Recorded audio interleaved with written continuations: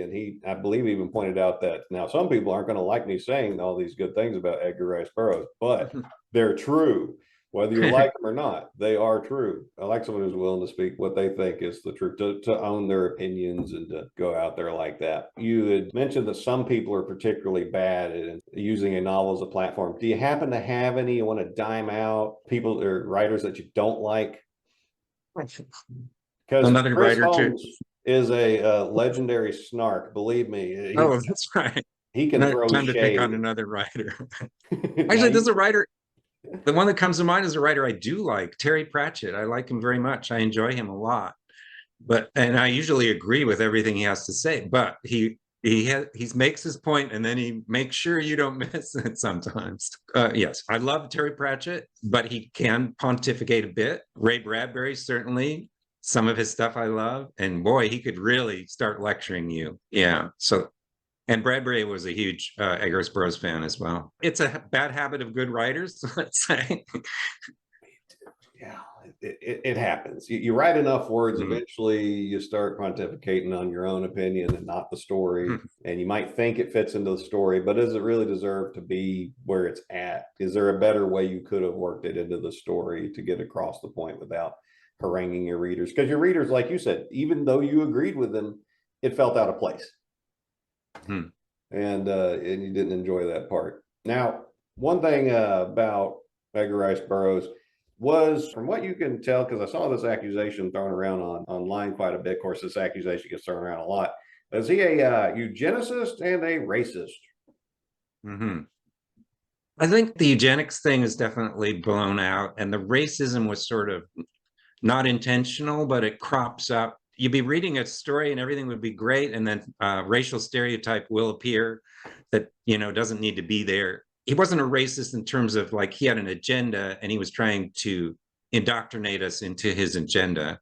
I don't even think Lovecraft, who's probably the one who's most egregious, I don't think either of those guys had an agenda that they were trying to convince us of.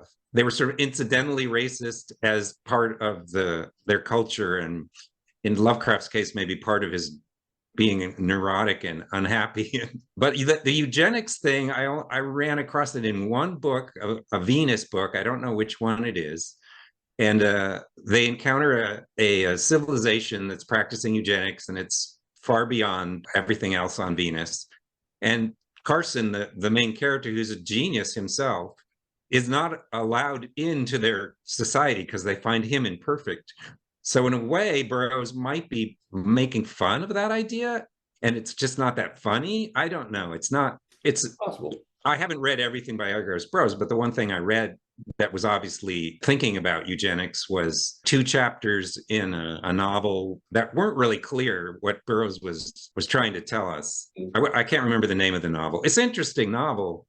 The Carson Venus stories they don't work as well, I think, as the other stories, because he's trying to make a thinking man's hero more so than his other heroes, but he wants lots of action. And then sometimes Carson has a gun and sometimes he doesn't. And he doesn't have a really cool alien race like the Tharks or the Mahars. You had mentioned some of his attitudes and ideas about races, eugenics, probably a part of the culture back in the day. That's absolutely true, because the idea of like Anglo-Saxon supremacy, and that specifically English-blooded people and like some people from Germany.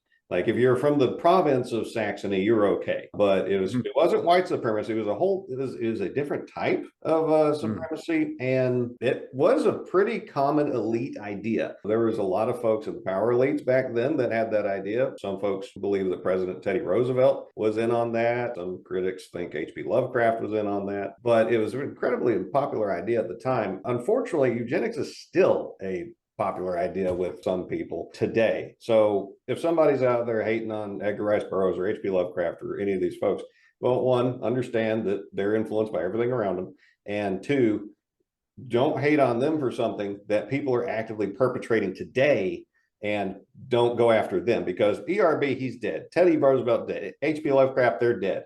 They can't hurt anybody. But there's people trying to hurt people today that your voice could be more useful trying to stop them from doing that, because I'm a Christian. We're all children of the same God. And whatever your melanin content, you're a fellow human, you're my brother. So that's my opinion on the thing. Yay. Yeah. And apparently, as recently as 2003, despite these allegations against Burroughs, he got inducted in the Science Fiction and Fantasy Hall of Fame back when we didn't cancel everybody over anything that might have been questionable and opinions they might have abandoned later on, because a lot of people did. Now, we can't read their minds because we can't read minds. AI might be able to at some point, but they're also dead, so we can't go back and do that. But at the North Texas Con that we met at, North Texas Role-Playing Game Convention, I was talking with a couple folks that were interested in TechML, and apparently the guy who came up with TechML, Dr. Barker, I had, under a pseudonym, also written a novel that was sympathetic to Nazi survivors. I haven't read the thing, so I can't pass complete judgment on one way or another. But apparently some people thought he had problematic opinions towards Jews. Dr. Barker did. But I asked those same folks, well, in the TechML novels and in the game, does any of that show up? Is he inciting any of this stuff? And they said, well, no, we've read it. We can't see it anywhere. And that's why we don't mind spreading it. And there's an idea that I wanted to address with you, and ERB is a great place to a great person to talk about it with, of separating the art from the artist. Because just because you don't like the artist for whatever reason, you might still be able to appreciate the art, and it might be able to inspire. Yeah, I hope so. Ways. Yeah. And maybe the person isn't as bad as what you thought. Maybe you misheard something or you misinterpreted something. Maybe they're not as problematic as what somebody thought. And maybe the art will inspire you in a whole different directions that this person might not like. But that's okay. That's okay, because the art, it stands on its own, in my opinion. What do you think about all that? Oh yeah. Now, well, if we had to look at the artist before we got to see the art, we wouldn't get to look at a lot of art. That is very and true. Especially if you're I never noticed the racism in most of what my dad read me. Occasionally he would point it out to me and we would talk about it, but it didn't turn me into a racist, I don't believe. just like watching a drag performance doesn't make me gay. So I don't think art hurts people the way that so many people are afraid of on either side. So if you're going to, read Huckleberry Finn or whatever, you should read Huckleberry Finn. There's a lot of good stuff in there. It's not going to hurt you to hear some bad language written many years ago when people didn't know it was bad language. Yeah, reading never really hurts unless you let it. Unless you're looking for something to hurt you, then it's going to be hurtful. But I agree. And don't read the bad. Don't read those couple of bad Lovecraft stories. Read the good ones. But yeah, you're making a great point here. The idea that there's some art you don't like, or maybe art from an artist that you don't like, but you like the art itself. I'm a fan of the approach that the solution to bad speech and bad ideas is more speech. So better speech and better ideas have a chance to win the day. Yes, that's a good philosophy. Yeah. And let's not cancel anything. Let's just make more better stuff. Yeah. And if you get exposed to a wide variety of ideas, literature, it gives you a better frame of reference for weighing each of them out, because you get to see the upsides and the downsides of each one. And maybe in an idea that you particularly don't like, you will see, you might be able to find there's an actual problem it's trying to address. It's just doing it in the worst way possible. But the problem is worth addressing.